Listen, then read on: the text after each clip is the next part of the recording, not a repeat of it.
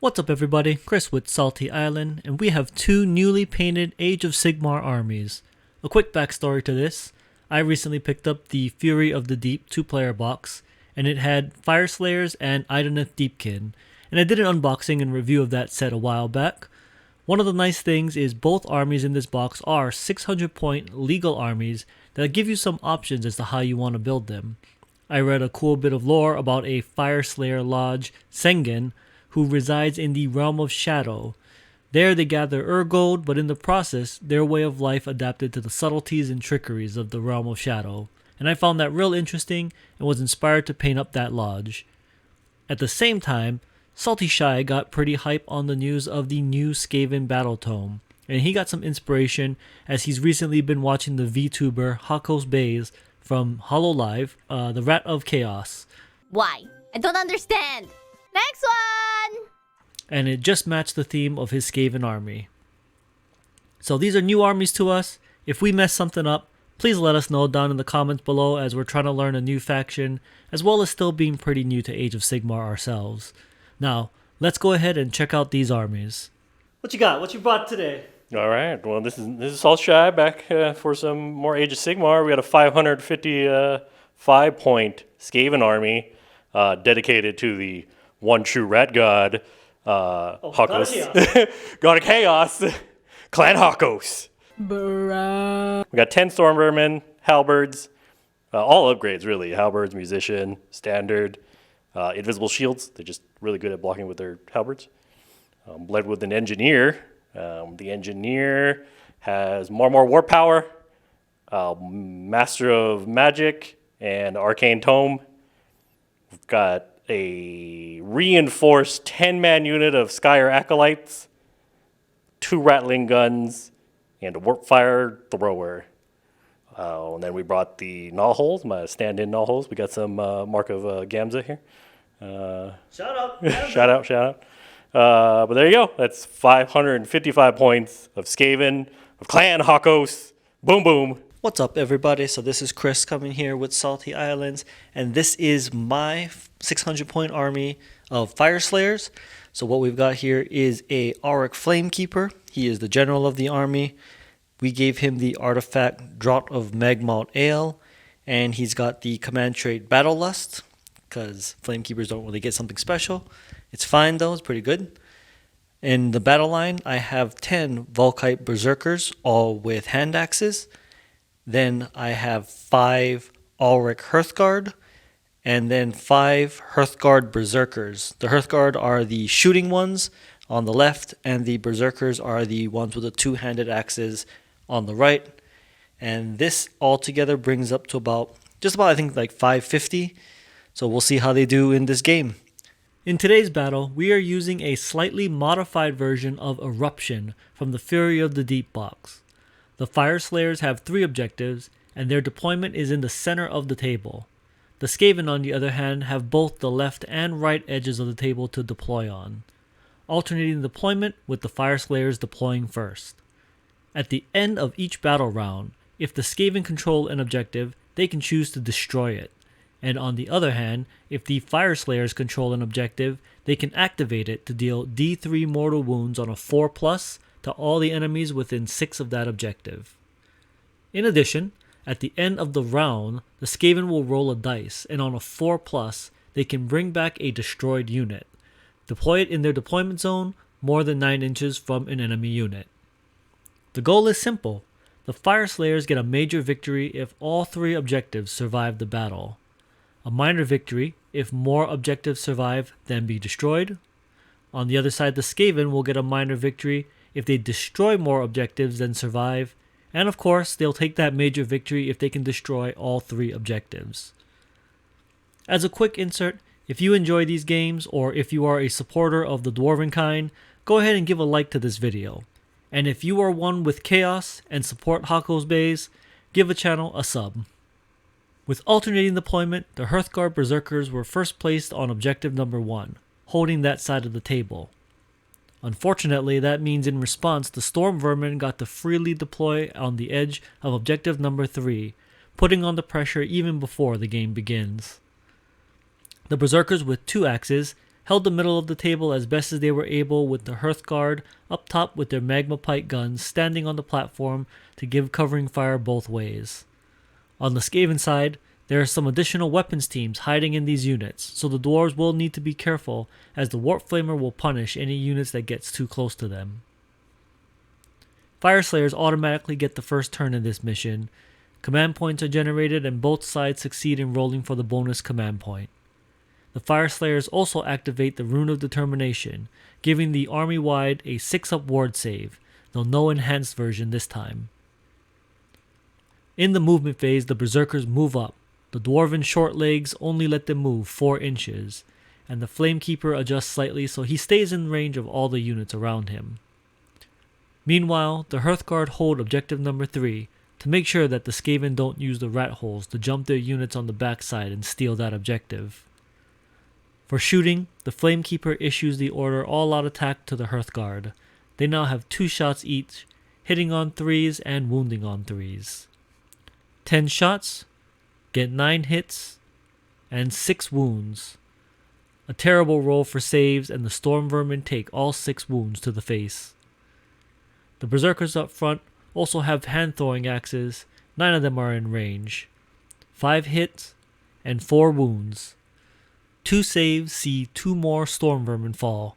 Things are looking good as the Fyreslayers fight to clean off the Skaven from objective number 3. The dwarves have a respectable 7-inch charge to clean off the last of these Skaven, but a catastrophic roll of 3 sees them fail.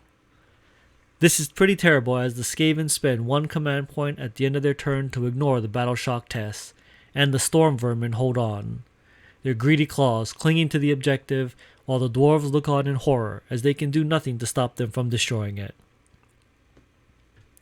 The Skaven start their turn 1, both sides again succeeding in getting the bonus command point to their generals. The Warlock Engineer then pulls out a piece of Warpstone and eats it, using its power to enhance the Skyr Acolyte's missile weapons, giving them +1 damage. The Engineer can also cast 2 spells because of his relic, the Arcane Tome. Mystic Shield on the Acolyte succeeds, but can't really find a good use to cast that second spell. At the end of the phase, the Engineer checks to see if the Warpstone he ate was too much for him, but for now he's safe.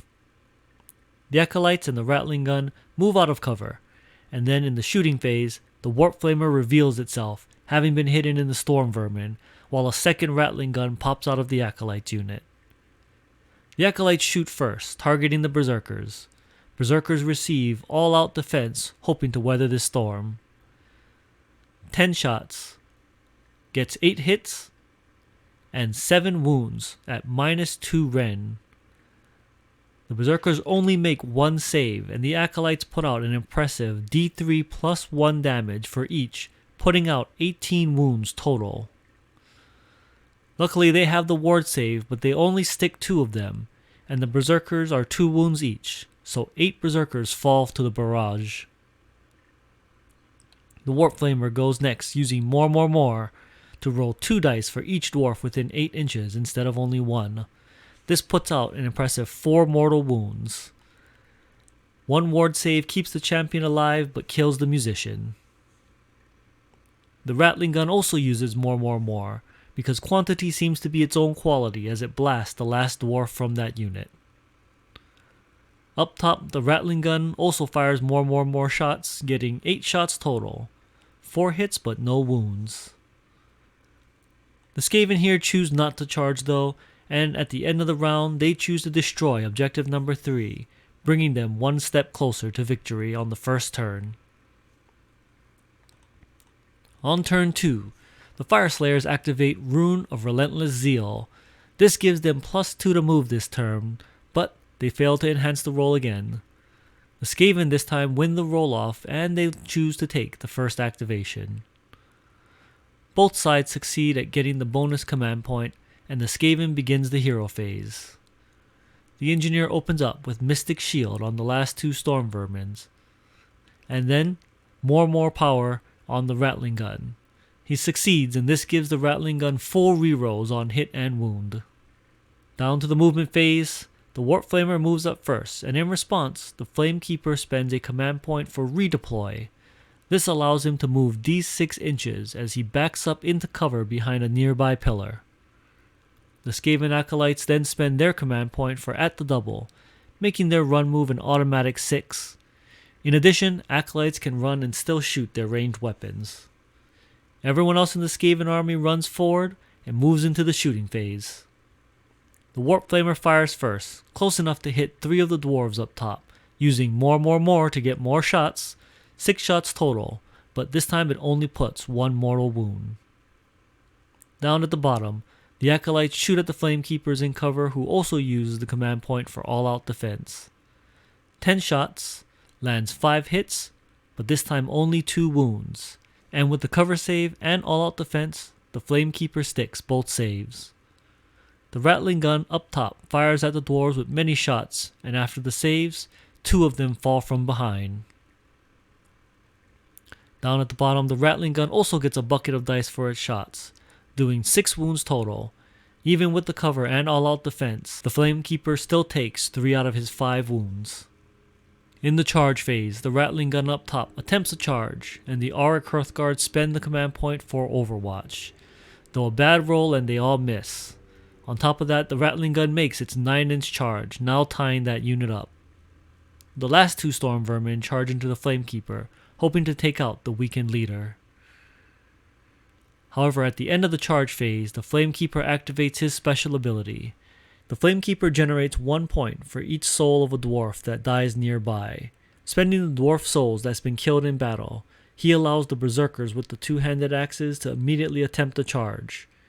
They make it in, coming to the defense of their leader. The 2 Storm Vermin attack first, getting 3 wounds, but the Flamekeeper sticks 2 saves, living on his very last wound. The dwarf and the Skaven swing their attacks into each other, putting a wound here and there, until it's the berserker's turn with the 2-handed axe, swinging in and taking out the last 2 Storm Vermin. On the dwarf turn, the Flamekeeper attempts to heal, and he is successful. He now gets to heal D3 wounds, getting a big 3 back.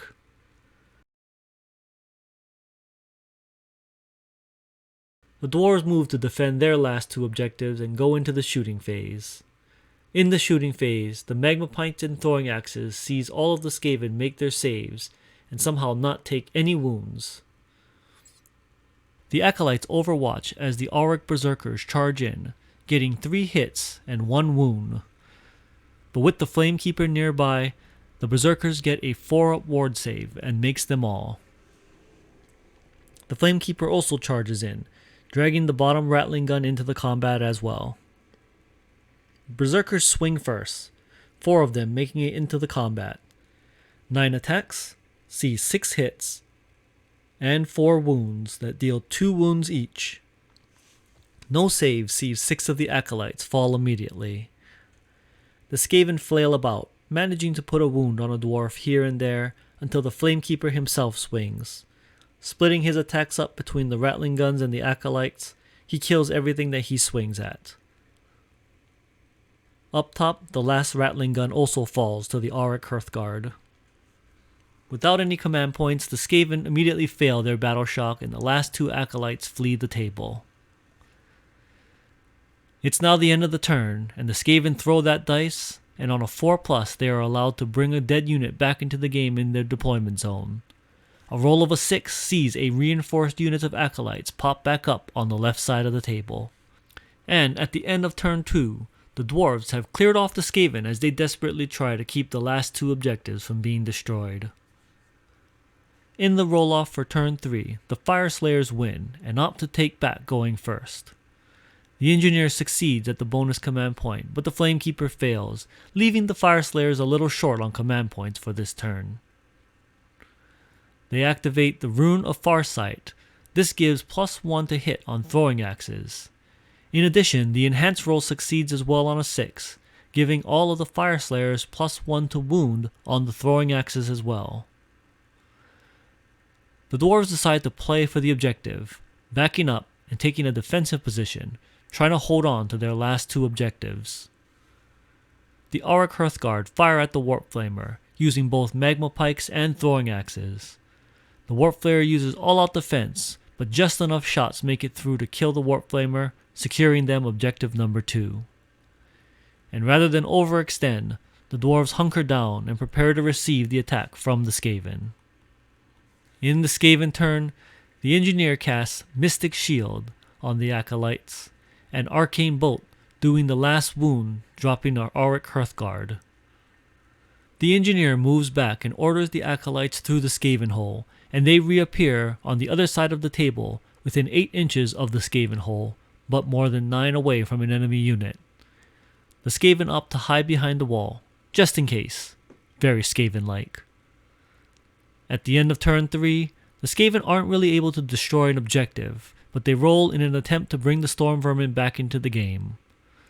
That roll fails, and with no further reinforcements coming to their aid, it falls to this last turn to make something happen. In the pivotal roll for the final turn, the Fyreslayers clutch out a 2, which beats the Skaven roll of a 1. In a strategic move, the Fyreslayers force the Skaven to act first. This time, the Fyreslayers use Rune of Fury to get +1 to hit with melee weapons, and they succeed in the enhancement, which also gives +1 attack to melee weapons as well. The Engineer gets the bonus command point, while the Flamekeeper uses Finest Hour, just in case he needs the extra defense. The Acolytes attempt to run, but roll only a 1, which may be the thing that decides the game. The Engineer jumps through the Skaven hole looking to join the fight.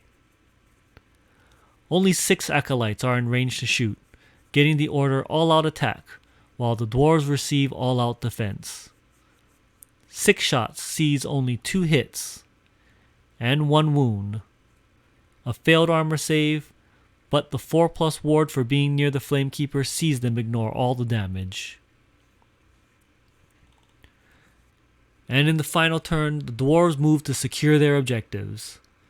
Throwing all their axes at the Acolyte, they fell 2 of them before readying themselves for a final charge. But before that, the Acolytes spend the command point for their final Overwatch order. 8 attacks, sees 4 hits, and 3 wounds. This lands 8 damage, but preying on their 4+ ward save, they stick 7 out of the 8 saves, seeing none of their number fall. With the last charge of the game, they roll a 4, which is the exact number the dwarves need to make this charge. 16 attacks that hit on 2s, score 11 hits, and 10 wounds. They each deal 2 wounds and bypass all the saves of the Acolytes, wiping them off the objective. It was a hard-fought battle where the outcome swung back and forth multiple times in the game, but in the end, the Fyreslayers of the Caengan Lodge defend 2 out of the 3 objectives, giving them a minor victory over Skaven clan Hakos. Thank you for checking out this battle report, and if you enjoyed this content, do consider giving the video a like or even a sub to the channel. Also, if you've never watched the Vtuber Hakos Bays, we did throw a link to her channel down in the description below. Go ahead and check her out, and we will see everyone next time for more gaming content. Peace out, everybody. Bruh.